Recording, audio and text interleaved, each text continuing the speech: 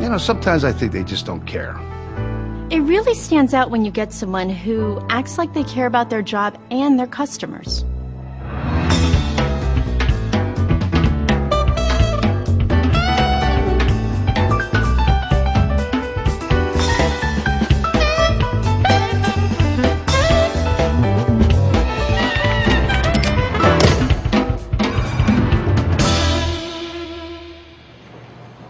Customer service. Who cares? Well, actually your customers do, and I bet that most of you do too. So why do so many people complain about customer service these days? Well, customer service is not what it used to be. What customer service? If you don't demand it anymore, you're not going to get it. Sir, you're gonna have to speak up. I can't hear you. 462. Welcome to fast food. Can I take your order? Is customer service really worse than ever? I can't prove it, but I bet you'd agree that it's not what it should be. Funny thing is, you'd think we'd all be customer service experts, since each one of us is a customer practically every day. This loan app needs to go in inner office, Philip. Oh, and make sure and call Mr. Landolfi. He's looking for home equity rates. What am I, invisible? It takes more than just bright lights to attract customers. It's about service. Did you ever think that the service you give could be the service you get somewhere else? You know the kind of service you like to get, and you also know what bothers you. The same things that bother your customers.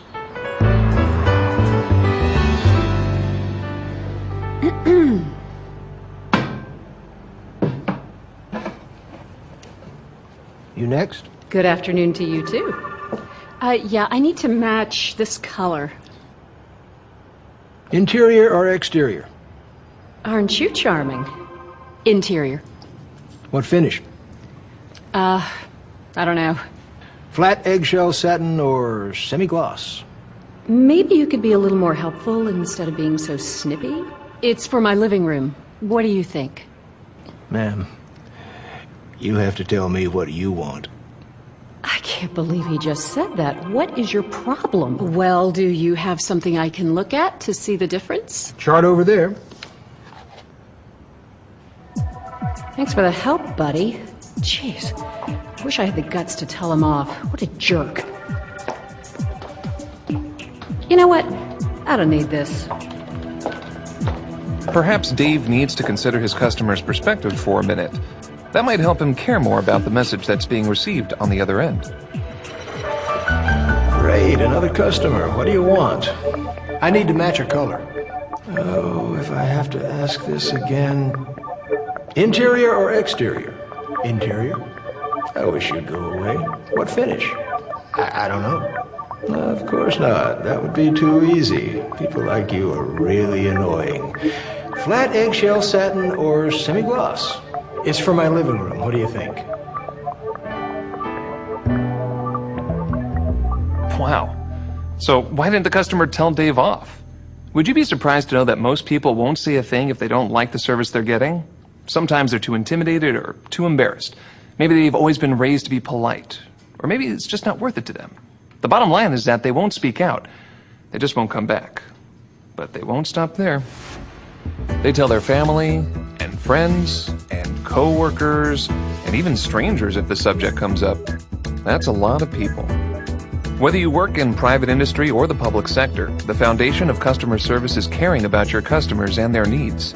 If you think the customers are an inconvenient interruption, one way or another, you'll send that message to them. But here's the thing. Your business needs customers. Without them, you wouldn't have a paycheck. End of story. In reality, most customer service reps really do care. It's not like they set out to do a bad job. It's just that they don't know better. What it comes down to is a lot of simple, small actions that add up to your customer's impression of how he or she is being treated. I couldn't find my keys, so the salesman used the PA system to notify the other customers. I had my keys in 5 minutes. He was so impatient with my kids, I left without giving him a tip. First time I've done that, but he didn't deserve one. And I haven't been back since. You know, she always remembers my name, and I don't even go in there very often. Let's face it, customer service in the public sector, whether we're talking about city government or federal agencies, has its own unique challenges. But just like in the commercial world, the people coming to you still have a need, and it's up to you to treat them as valued customers. In a world filled with bureaucracy, mandatory paperwork, and not quite as much flexibility, a little extra attention can go a long way.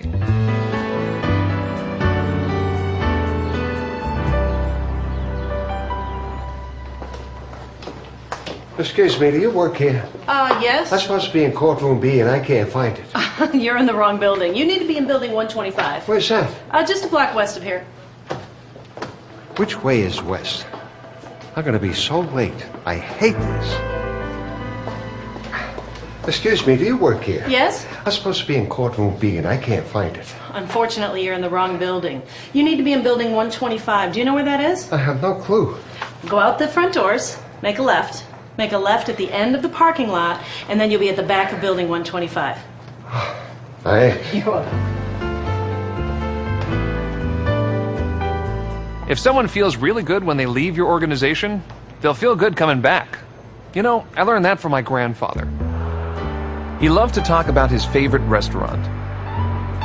He made it sound like this place was heaven on earth. Mr. Kaufman, it's so good to see you. How's the family? He said he loved the food, but I know he loved feeling like a VIP. Do you know that that restaurant is still open today? So what did they do that was so extraordinary that my grandfather came back week after week? Nothing. I mean, nothing extraordinary. The staff just put themselves in their customers' shoes and figured out 4 simple things customers really wanted. Greet me. Respect me. Listen to me. Really help me. Sometimes I can walk through the store and not one employee will even notice me. Makes you feel like they really want your business, you know? What is so hard about saying hello or can I help you? It almost sounds too simple, right? But acknowledging the customer is a critical part of good customer service, and it's amazing how often it just doesn't happen. Greeting customers is one of the easiest ways to make them feel cared about, and it only takes a second. So how can we miss that step? Hasn't come out on DVD yet. Yeah.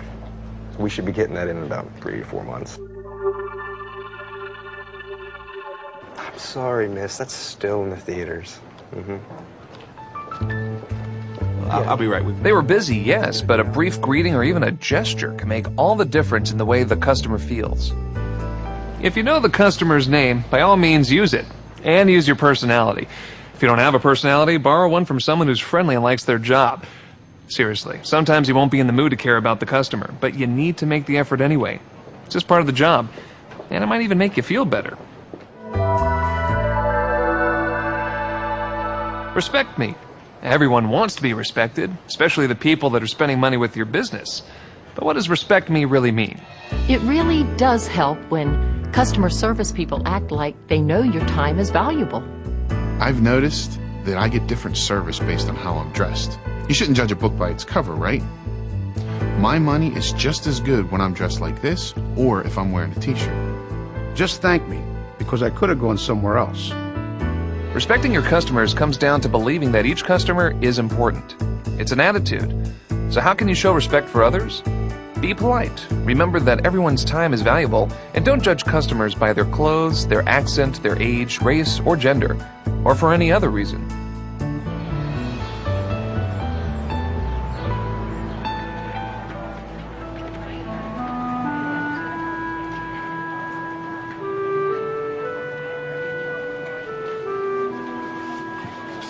I wonder if they'll go. They should go. Might not be a bad idea. It's your turn. You owe me for this one. Yeah. Why, hello there, sir. What can we do for you today? I want to take care of my water bill. I'm sorry, can you say that again, please? I want to take care of my water bill. Oh, we can do that, sir. Let me just pull up your account. You put yourself in this customer's shoes. How would it feel?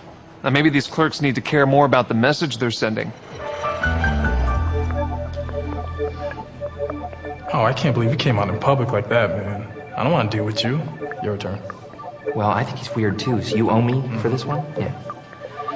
Well, hello there. How can we make you feel inferior today? Think that sounds harsh? Our tone of voice, gestures, and side comments are noticed by our customers, and the message you're sending could be a lot harsher than you think. Listen in. There's more to this story. Well, hi, stranger. How you been? Oh, good. Any sense you're doing much better after your surgery? Yeah? I know I always say this, but we are praying so hard that they find the driver that hit you. I just can't believe it. We never know what other people are going through or what their story is. And it really doesn't matter. We should treat everyone with respect and dignity. This includes using the terms ma'am and sir, taking customers' requests and concerns seriously, and valuing people's feelings. And, by the way, you may think saying, "Hi, sweetie. Sure, honey. Thanks, sugar," is just being friendly, but when you say it to someone you don't know well, it can come across as rude or condescending. And another thing, don't talk about customers in front of other customers. A table of 4 just walked in. It's almost 9. We're never going to get out of here. I just walked in 5 minutes ago. You wishing I wasn't here either? This place sure knows how to make a customer feel welcome. There's one last guideline when it comes to showing respect. Say thank you. It's a small gesture with a big impact that lets people know you appreciate their choice to use your business. And remember, be sincere. Thanks for stopping in.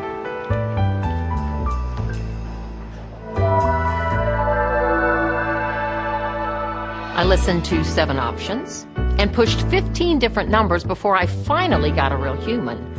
Then he acted like he was more interested in transferring me to somebody else than actually helping me. I just kept repeating myself, and she looked at me like I was an alien. Listening to your customers and really paying attention to what they're saying not only makes your interactions more efficient, it also avoids problems.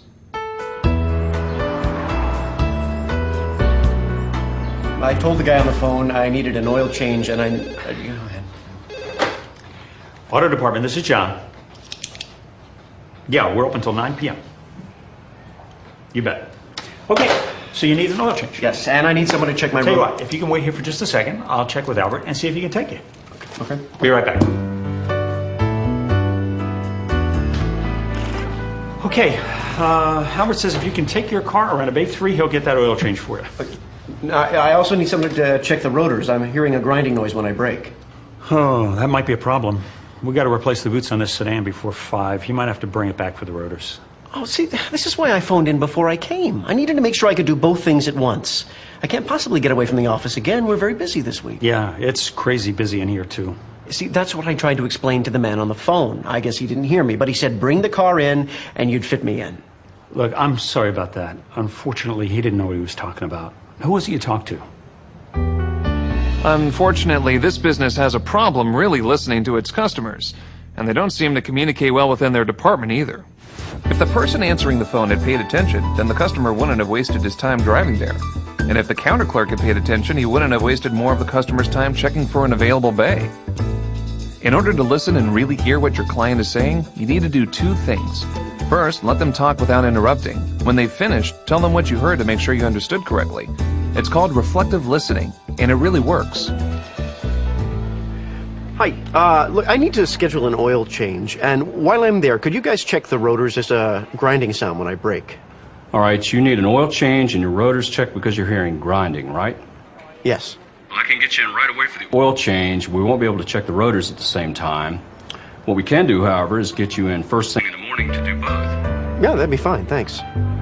Another reason you want to listen attentively is to understand your customer's perspective. They may see things differently than you do.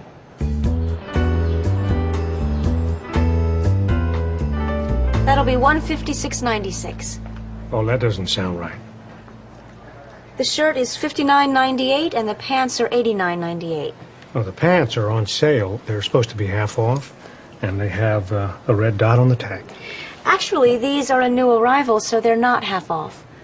Well, I got them from the 50% off rack, and they do have a red dot on the tag. Don't tell me I've wasted my time trying those on. But the sale doesn't include anything new.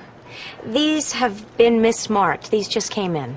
Well, you know, lady, that is not my problem. I would not have tried these on if they weren't on sale. I'm sorry. That's all you're going to do? Can you call the manager? Sure. The salesperson knows the pants weren't supposed to be marked down, but the customer doesn't have the same insights about store policy. In fact, everything he saw indicated the pants were half off, and he expects the store to be fair. Listen for clues so you can understand how the customer sees things. After all, it's their perception that makes or breaks the sale, not yours. Come on, anyone can do the minimum. The people who go the extra mile. That's who I'm going back to. The whole point of your job is to help customers. Listening is part of the equation, but there are lots of ways you can really help. First, you have to also be knowledgeable about your products or services. Now, if the area doesn't get a lot of sun, I wouldn't recommend that particular plant. Let me show you something else that would do much better in your backyard. Communicate clearly. The promotion includes any tree in a 5-gallon bucket or smaller. That will be anything in the green or red buckets, not the black. Give updates to customers who have to wait. I'm sorry you had to wait. I just have to help load topsoil onto another customer's truck, and then I'll be able to help load your trees, okay? And follow through on promises. Now, I called the other store for you, and they have 2 of those left in stock. Did you want me to have them hold those for you? Helping customers is one thing. Really helping them is another. What's the difference? Well, you can just do the minimum so that the customer leaves feeling neutral, not positive, not negative, or you can exceed their expectations, go the extra mile, or add the extra touch. Little things can mean a lot when you're trying to please a customer.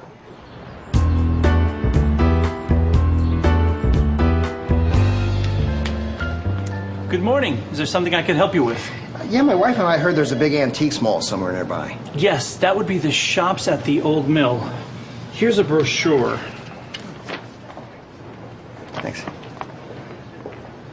This looks like we take a right out of the parking lot, but it's hard to tell if that is a left onto Madison or just that arrow point to Wilson. Well, you know, I'm not sure. I just moved here myself about a month ago. Okay, well, I guess we'll figure it out on the way. You know how long a drive it is? I'm sorry, I sure don't. No problem. Thanks. Have a good day. That clerk greeted the hotel guest, was respectful, and even listened to him, all with a pleasant attitude. And he technically helped the guest by offering him the brochure.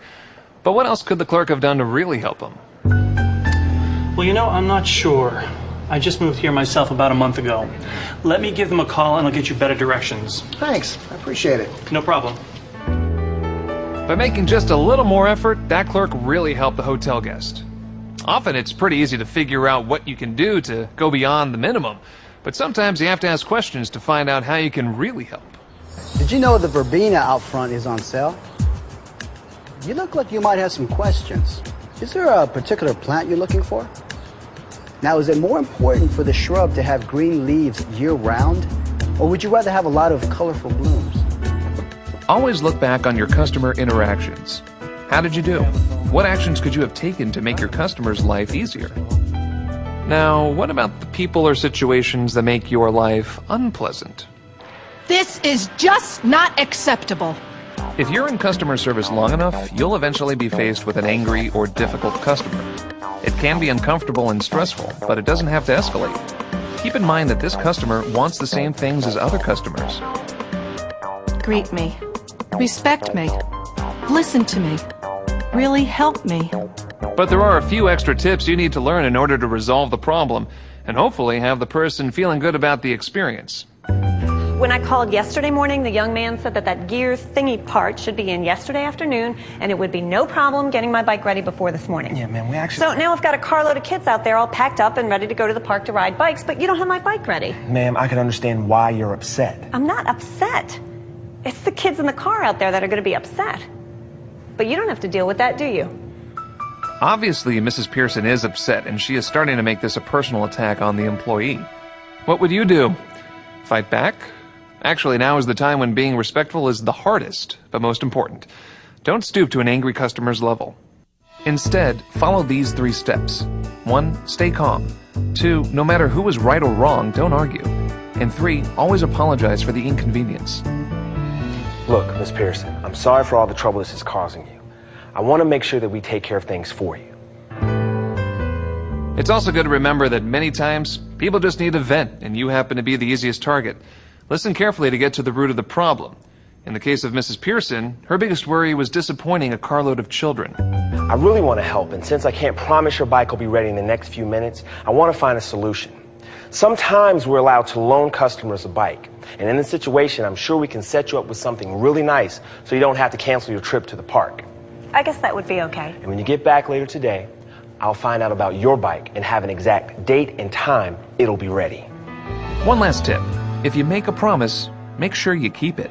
We've just given you 4 critical steps for giving great customer service. Greet them. Never let the presence of a customer go unacknowledged. Respect them. Show the courtesy, care, and consideration that tells them you're happy to have their business. Listen to them. Listening carefully is the key to good communication and the only way to offer the best service. And finally, really help them. Take care of their needs and then go the extra mile to keep them smiling and coming back for more. We also covered how you can turn a difficult situation into a better one. Difficult customers require patience and self-control in addition to the other 4 steps. Now there's something we haven't talked about. Not everyone is planning on staying in customer service forever. But it doesn't matter. You can still make your time in this job more enjoyable and less stressful. When you make the commitment to really care about your customers, you'll also find that your job becomes more fulfilling. You know, it's pretty easy to do the little things, like say good morning and thank you. I like helping people. It may sound goofy, but I know what I do makes a difference. Customer service. Who cares? I do. I do. I do. You do.